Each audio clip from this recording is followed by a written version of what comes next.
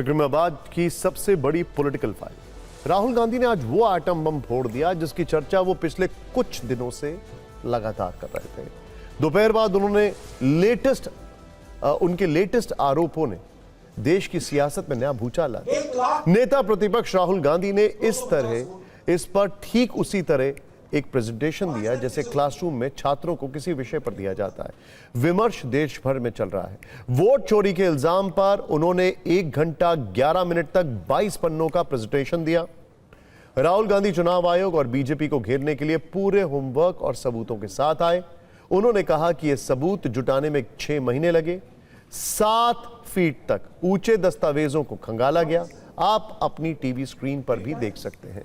उन्होंने स्क्रीन पर कर्नाटक की वोटर लिस्ट दिखाते हुए कहा कि मतदाता सूची में संदिग्ध वोटर मौजूद हैं। राहुल ने महाराष्ट्र, हरियाणा और कर्नाटक चुनावों में वोट चोरी के आरोप लगाए। वो 5 तरीके बताए जिनके जरिए वोट चोरी का वो दावा कर रहे हैं। इनमें डुप्लीकेट मतदाता, वोटर्स के फर्जी और अमान्य पते, एक पते पर थोक में मतदाताओं की गलत तस्वीर और फॉर्म 6 का दुरुपयोग। राहुल गांधी के मुताबिक उन्हें लगता है कि इस मॉडल का प्रयोग देश की कई लोकसभाओं और विधानसभाओं में हुआ है। कर्नाटक में एक ही व्यक्ति का नाम अलग अलग बूथ की वोटर लिस्ट में मौजूद है। लिस्ट में कई जगह लोगों के फोटो नहीं है, कई जगह फर्जी पते लिखे गए हैं। महाराष्ट्र चुनाव का जिक्र करते हुए उन्होंने बताया कि वहां 40 लाख फर्जी नाम थे। यहां तक कि हरियाणा में कांग्रेस की हार के लिए राहुल गांधी ने वोटर लिस्ट में गड़बड़ी को जिम्मेदार ठहराया है। यह भी आरोप लगाया कि चुनाव आयोग वोटर्स का डेटा उपलब्ध नहीं कराता, इस वजह से वोटों की चोरी हो रही है। पहले आपको नेता प्रतिपक्ष का प्रेजेंटेशन दिखाते हैं, फिर इस पर चुनाव आयोग और राजनीतिक दलों के रिएक्शन भी दिखाएंगे।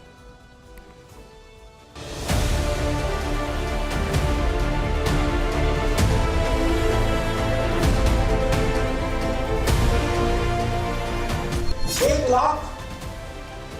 1,250,000 वोट 5 तरीके से होती है। Duplicate voter, fake and invalid addresses, bulk voter in single address, invalid photo, misuse of form 6।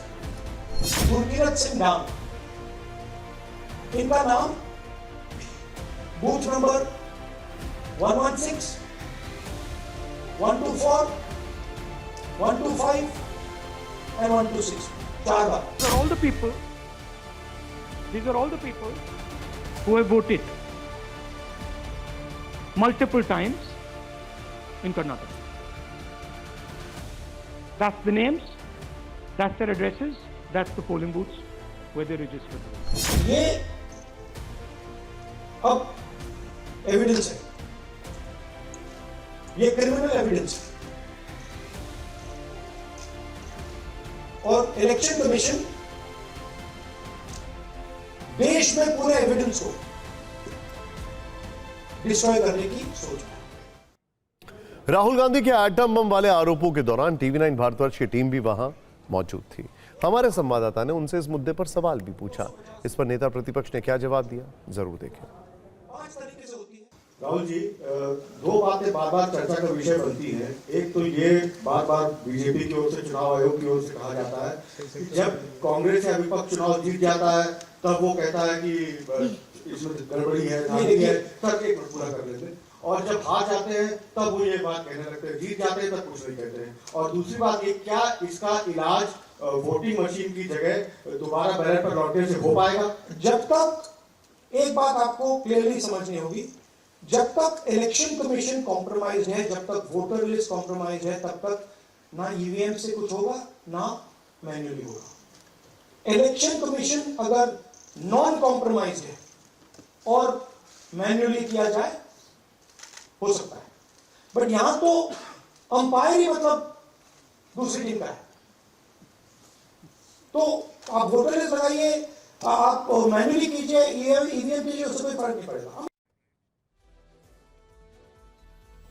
Rahul Gandhi के वोट चोरी वाले दावे पर चुनाव आयोग ने भी जवाब देने में देर नहीं लगाई है। चुनाव आयोग ने राहुल गांधी के आरोपों का फैक्ट चेक किया। उस फैक्ट चेक के रिजल्ट को राहुल गांधी की फोटो के साथ सोशल मीडिया पर पोस्ट किया। चुनाव आयोग का फैक्ट चेक कहता है कि राहुल गांधी के आरोप मिसलीडिंग यानी भ्रामक हैं, गुमराह करने वाले हैं। चुनाव आयोग ने आज राहुल गांधी को उनके लगाए गए आरोपों पर चैलेंज भी दिया। कर्नाटक के मुख्य निर्वाचन अधिकारी ने उन्हें चिट्ठी लिखी है। नेता प्रतिपक्ष राहुल गांधी से उनके आरोपों को लेकर हलफनामा मांगा गया है। हलफनामे का फॉर्मेट भी चुनाव आयोग ने दिया है, जो आप स्क्रीन पर देख रहे हैं। इसमें यह भी बताया गया है कि इलेक्टोरल रोल पर गलत जानकारी देना कानूनन जुर्म है और इसकी सजा भी निर्धारित है। निर्वाचन आयोग ने कड़ी प्रतिक्रिया देते हुए लिखा है कि कर्नाटक कांग्रेस ने मुख्य निर्वाचन अधिकारी से मिलने का समय मांगा था।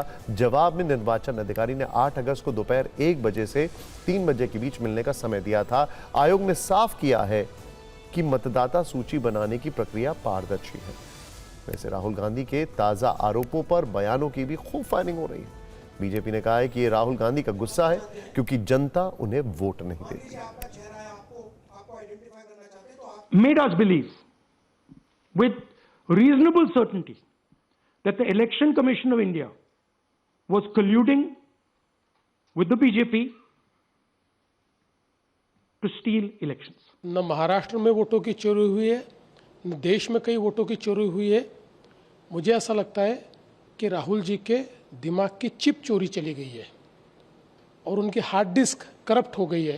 कोई तथ्य नहीं, कहां से उठा करके बिना मतलब से प्रेस कॉन्फ्रेंस करके रख देते हैं। हमको मालूम है वो नकली प्रेजेंटेशन किसने बनाया है। This is EC data. Please understand. This is not our data. This is EC data. And EC कह रहा है कि हम फ्री एंड फेयर इलेक्शन करा रहे हैं और उनके डेटा में एक असेंबली में 1 लाख फेक वोटर्स हैं। जिस प्रकार रोड रेज का हम केस देखते हैं, राहुल गांधी जी का ये इलेक्शन रेज है। जब आप कहते हैं कि चुन चुन के मैं छोड़ूंगा नहीं, मैं बर्बाद कर दूंगा ऑफिसर्स को, this is not the language. So here we are talking about something that we have bulletproof proof. This is their data. ये राहुल गांधी की खीज है, उनका गुस्सा है, क्योंकि हिंदुस्तान की जनता वोट क्यों नहीं देती। और राहुल गांधी आपके इस चाल चरित्र और आचरण पर देश जनता आपको और नहीं वोट देगी। और जिस तरह से इनका हस्तक्षेप रहता है, हमने देखा उत्तर प्रदेश के उपचुनावों में किस तरह की धांधली वोटर्स की करी गई है, तो मैं समझती हूँ पूरी तरह से यह सही बात कही जा रही है।